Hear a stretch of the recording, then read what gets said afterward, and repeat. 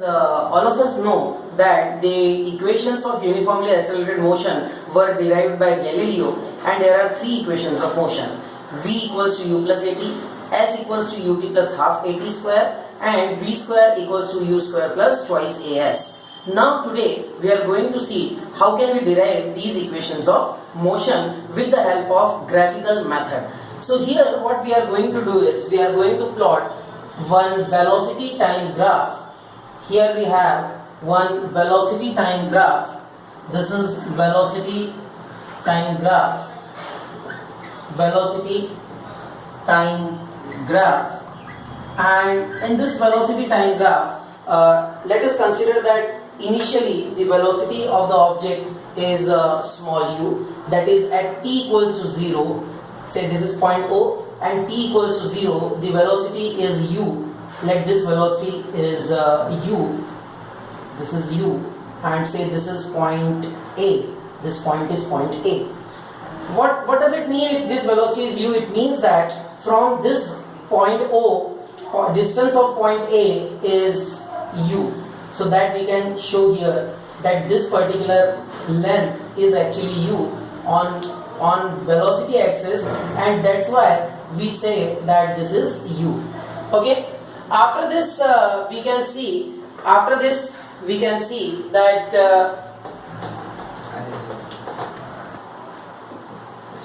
it starts from point A, that is from initial velocity u, okay, and it is uniformly accelerated. It is uniformly accelerated, and if it is uniformly accelerated, its velocity time graph would be a straight line which is shown like this, okay, and let its velocity becomes v.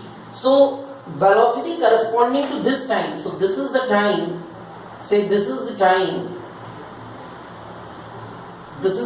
t, and at this time t, let it is represented by point D, okay, OA. Let this point corresponding to this time on velocity axis, this point is say OA, this is B,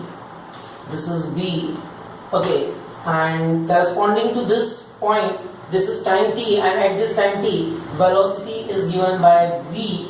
If velocity is given by v, it means that from O to B, the velocity is v. It is v. Velocity is v.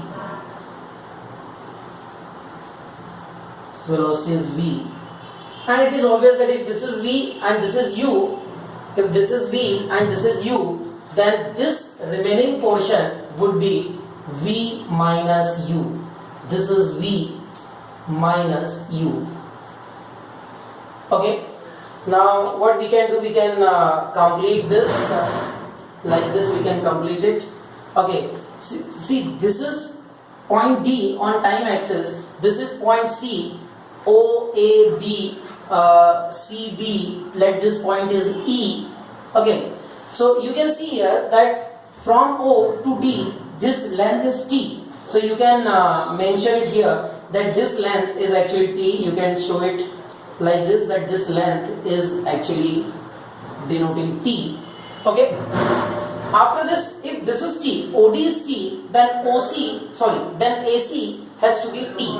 AC has to be T. So we can show it here also that AC is T. Okay. Now if BA is V minus U, then this also has to be V minus U only.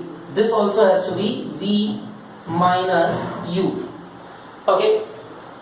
So this is what is the graph. Here it is a velocity time graph, and this is how the arrangement is. Initially the velocity is u. At time t, the velocity becomes v. This BA is v minus u. So I can write it here that BA is v minus u. BA is v minus u. Then AC is equals to T, okay, because AC is equal to OD. AC is equal to OD and that is equals to T.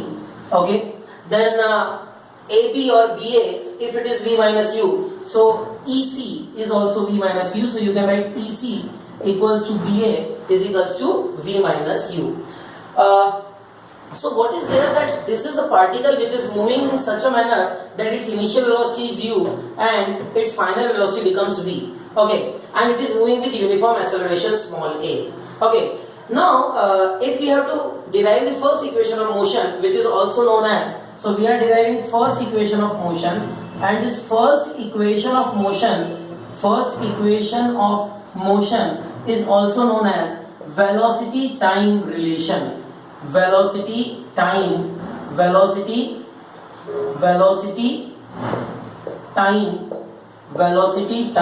relation. So by the definition of acceleration we can write, by definition of acceleration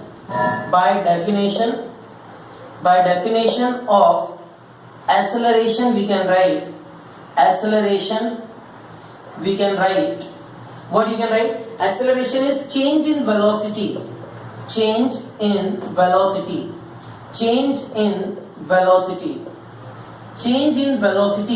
upon time. If you see here in the graph, change in velocity is EC. V minus U is change in velocity. So it is EC, and EC divided by AC, that is the time. So it is EC upon AC. This implies you can write as acceleration is equals to V minus U upon T. Now in the very next step you can write it as, this implies AT is equals to V minus U, and this implies you can write V is equals to U plus AT, and this is what the first equation of motion or velocity time relation. I hope it is clear to you. Friends, now we are going to derive the second equation of motion, which is actually S is equals to UT plus half AT square, and this is also known as displacement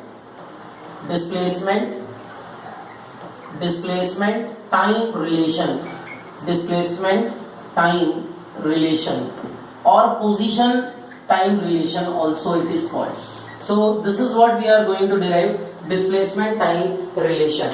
Now if we have to derive this displacement time relation, for this again we are going to use same velocity time graph, and in velocity time graph we know one very important property of the velocity time graph, that area enclosed between velocity time graph and time axis gives the displacement of the particle in the given time interval. Area enclosed between velocity time graph and time axis gives the displacement of the particle in the given time interval. So this is what we are going to do. In order to find a displacement S, what we will do, we will find this area OAED. So you can write S is equals to area OAED.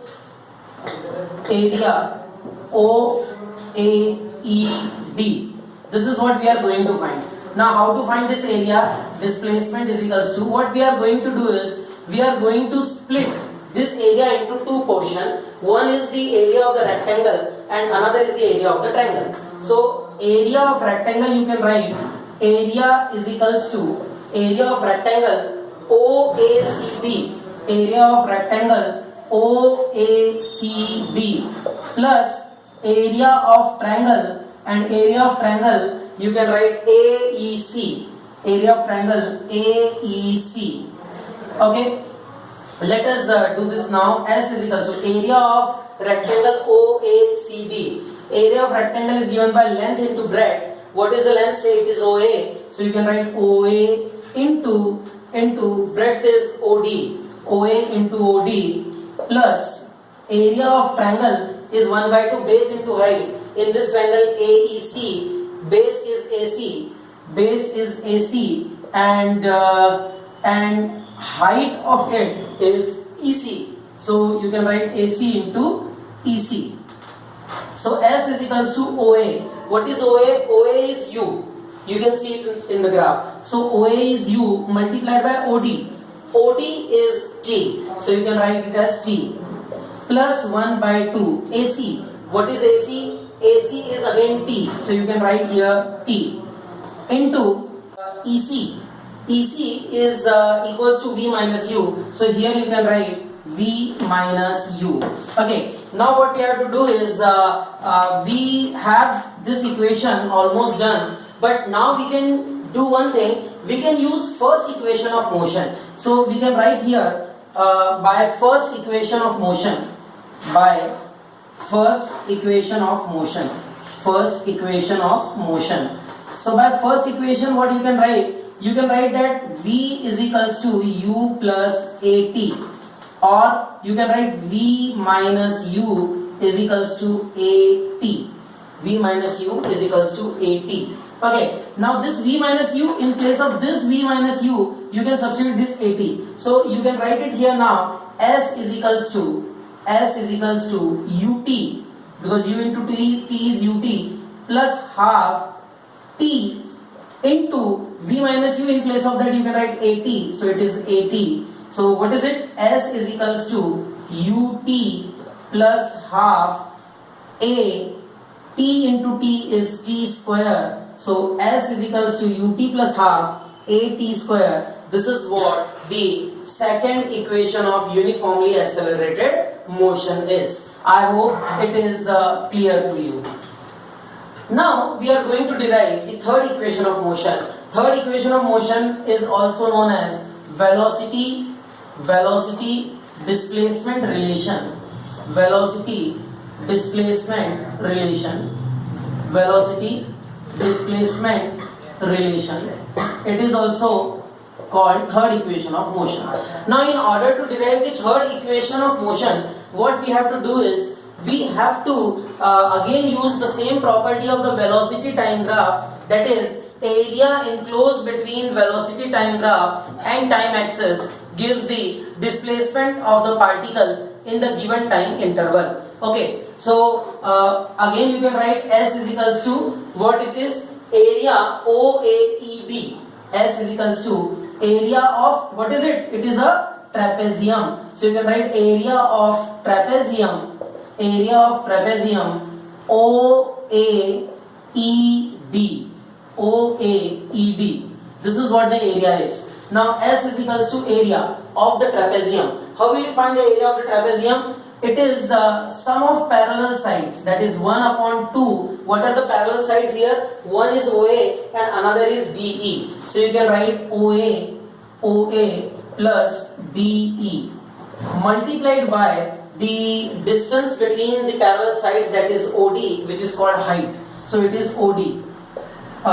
Next step you can write it as S is equals to 1 by 2 into OA. What is OA? OA is U. So you can write it as U plus DE. What is DE? DE is actually equal to this BO, and that is equals to V. So you can write it as V.